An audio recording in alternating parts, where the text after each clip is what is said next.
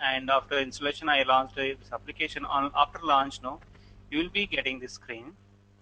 In that you will be having one default workspace. This is called a workspace name. Okay, it will be the project. And what is this workspace is all about? The workspace wherein you will be storing all your creating the projects, and you are storing that project in that workspace on the hard disk in the system you are working. Okay, now here you can create any number of workspaces. New workspace, switch workspace. Okay, you can create any number of workspaces. You can keep the projects in the workspace.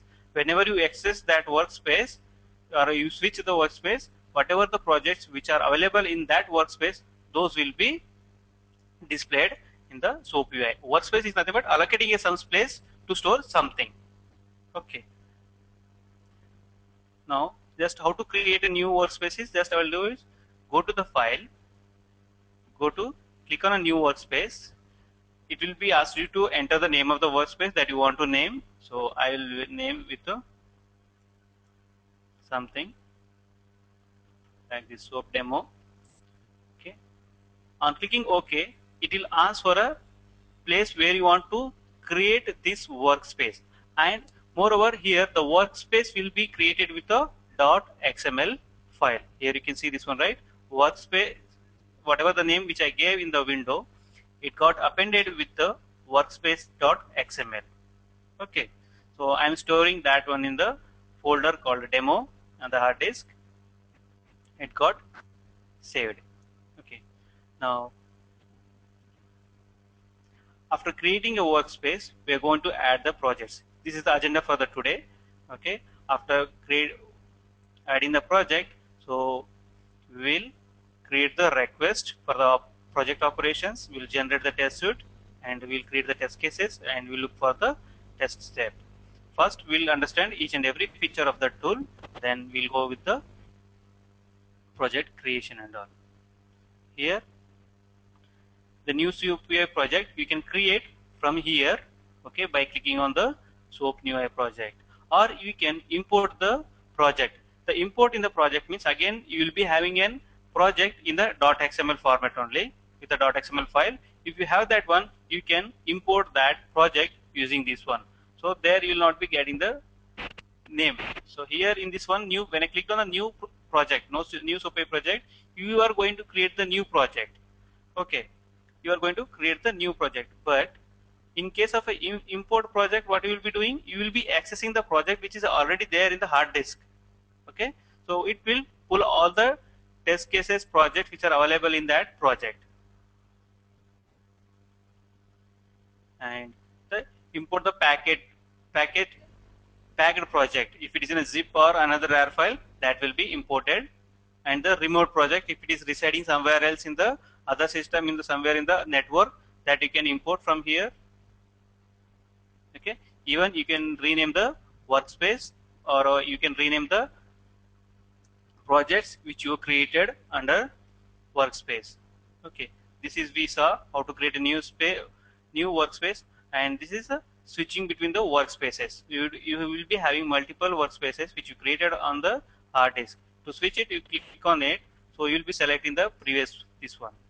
Okay, when you click open the previous one, okay, if any project is there, or else if you have created any project and the current, it will ask to save you before switching from one workspace to the other space. If you don't save, everything will be gone off.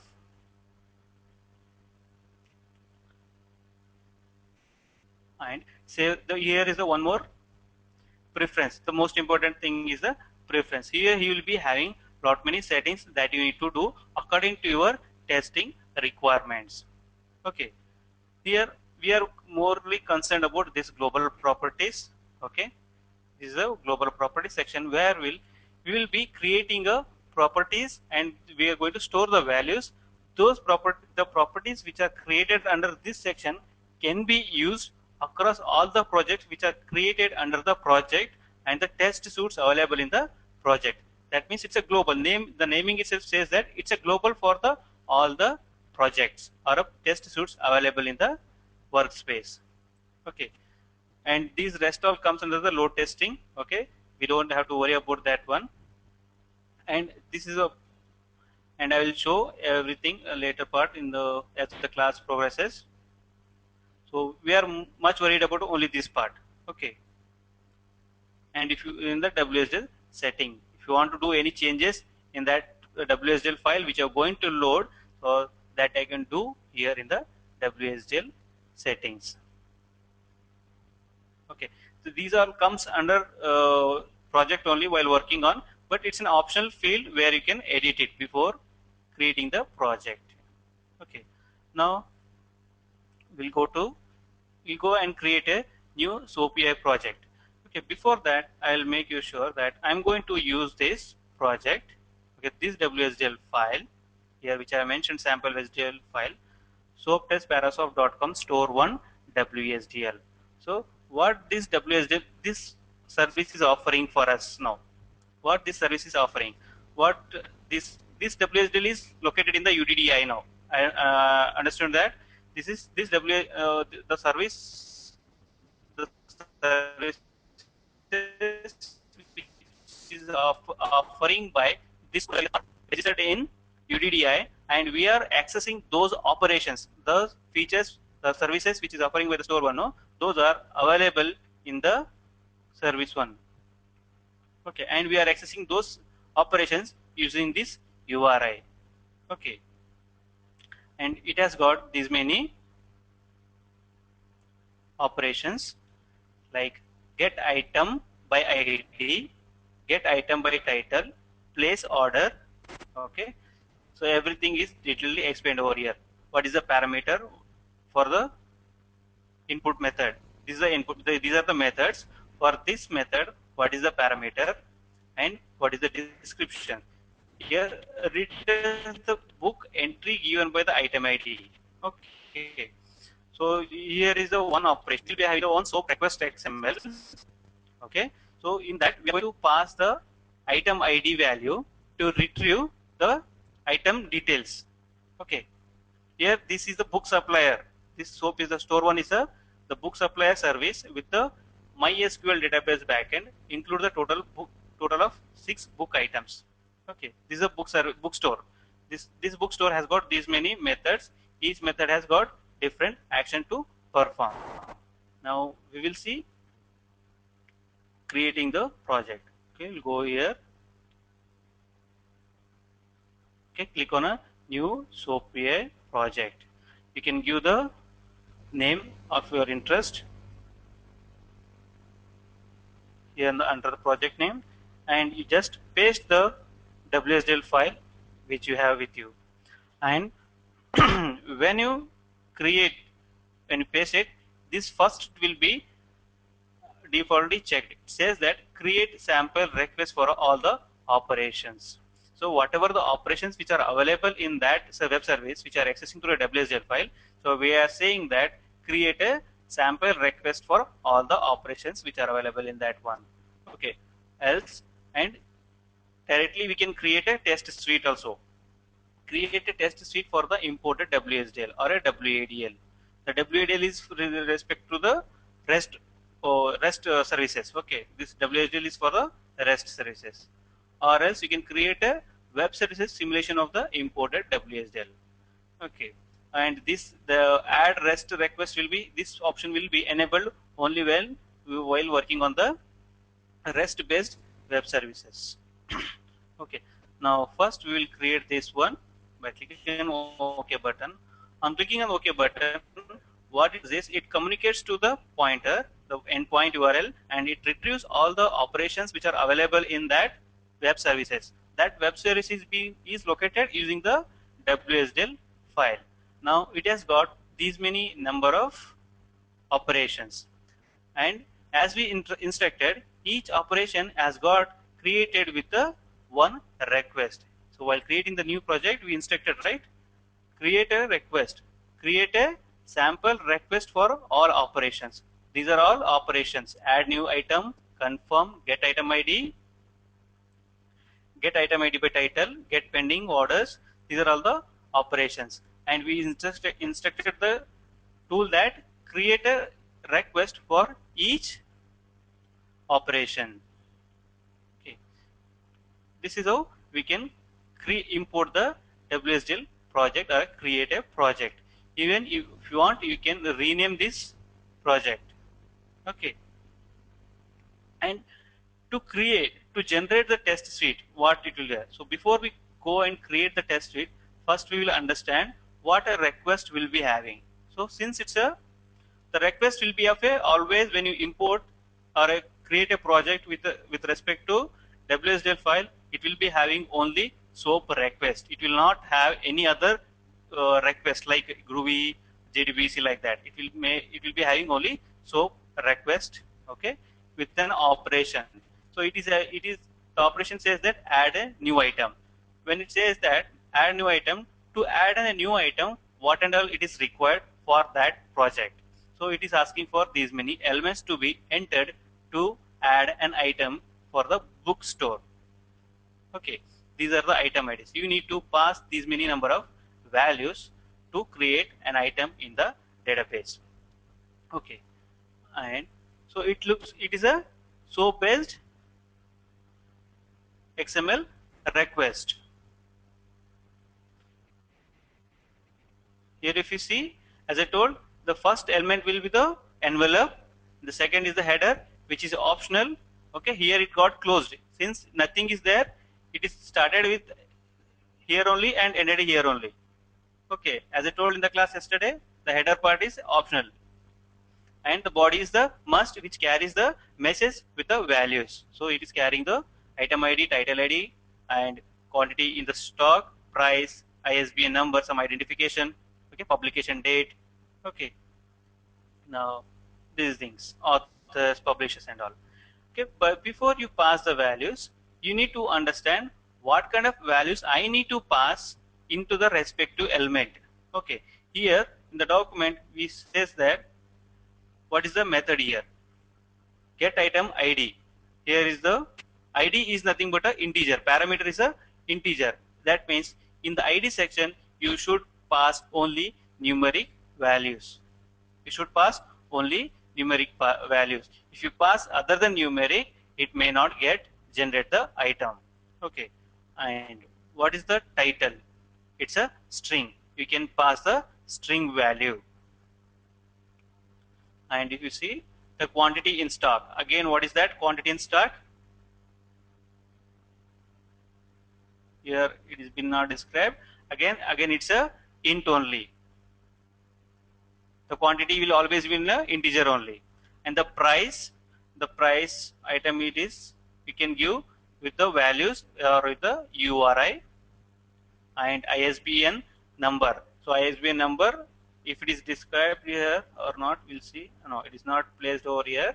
Okay, you can give the alphanumeric over here and the publication date, and it should be in a correct date format. We'll pull and see first how it is been described in the format. Okay, now in the description, it will be again string, and author name it will be again string, and the publisher again it will be a string. Okay. Now to check sample. So yesterday Shova is asked. So web WSDL inspection. So here it comes. Before we go ahead and create the test suite or test cases, we need to verify whether the request which is available in the operation is working for the values which you are passing. Okay. So just how do we verify? We'll pass some values and see whether it is getting passed. Let's say 10 I am passing over here.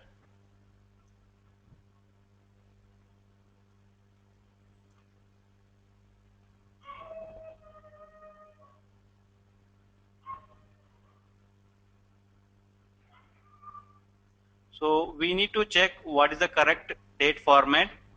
To get it, what I will do first, I will get it. I'll retrieve from one sample which is available already. Okay, because we should not face. So this is the format. It is accepting. So I will go with this format over here now.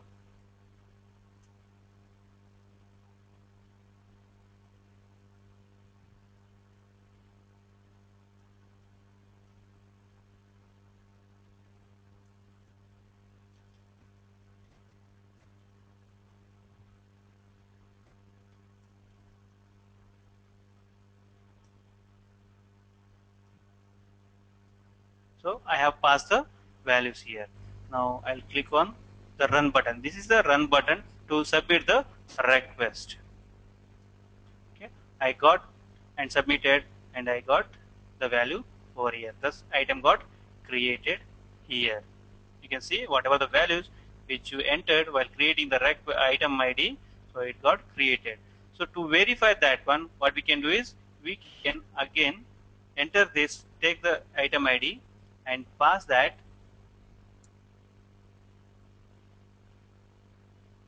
the other request, and we'll confirm whether it got created or not. So we are created in the add new item, and we are checking in the get item ID, get item by ID in the another operation to confirm whether it got created or not.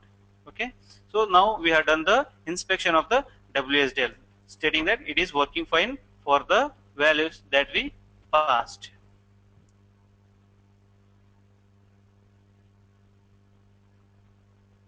Yes, we are going to put the dummy values to check the WSDL in initial stage. So while testing, you will be passing only dummy values to test the any feature of the application. Okay.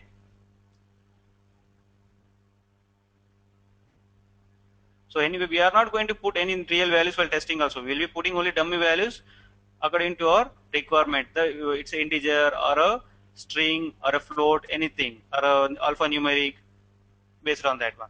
Now here if you see again, once again I will run this request step of creating. Now whether it is there or not, I don't know. Let me check. Okay. Now again, once again I will run this one. So once again I run this one, what should it happen? What should be the response over here? Can you guess and type? When I rerun the request, this request, what should happen? What should be the response?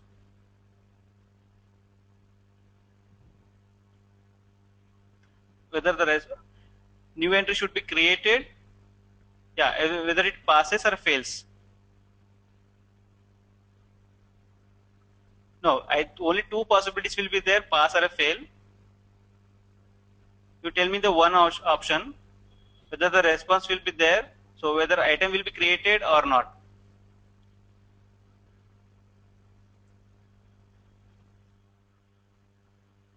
Yes, yes, for the response, yes, a response will be available, but it will not create a element. It will not create an item. Why? Because the item is already exist. This item ID is already exist. So there, whenever you create an order, whenever you place an order in somewhere, anywhere else in the online you place, no, then order ID will be generated. That will be an unique. So when you add a record and you create a record, there will be uniqueness, unique number will be there for for orders. Okay. So here the ID is a unique number. So if you try to create the same ID with the different elements, I will say it's a soap. Instead of that, I'll update this one. So will you be able to create it? No.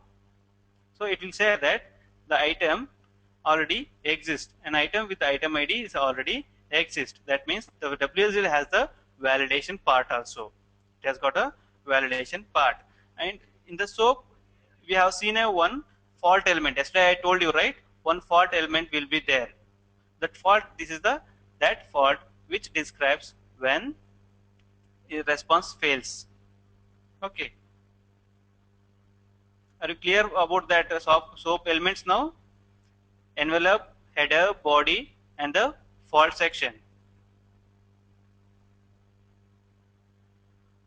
Now we will see creating the test suite. Now let me close all these windows first.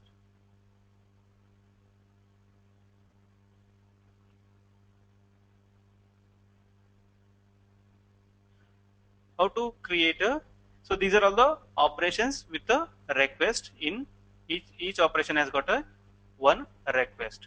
Okay. Now already we inspected this one. To create a test suite for this one, okay, so this is called an interface. When you import the WSDL file and project will be created, that will become the what the interface. This is called an interface. iCart is called an interface. When you double click on it, you will get the that interface information. So what is the WSDL URI? So this is the overview about the WSDL, and what is the binding, what is the SOAP version and the style. Okay, these are the operations available in it, and what is the service endpoint URL, which is hitting and which is bringing the information back from there.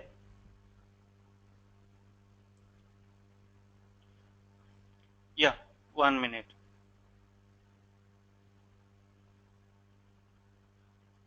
Now we'll go and see the interface what it will have. In this will have, this is the overview and this is the service endpoint. So whenever you pass the request, it will hit this URL and it will bring back the all the details from the here. And the WSDL content which I shown yesterday, likewise it will have all these information. Here you can see all the information is displayed over here. The what is the get pending order, remove order, everything. Okay.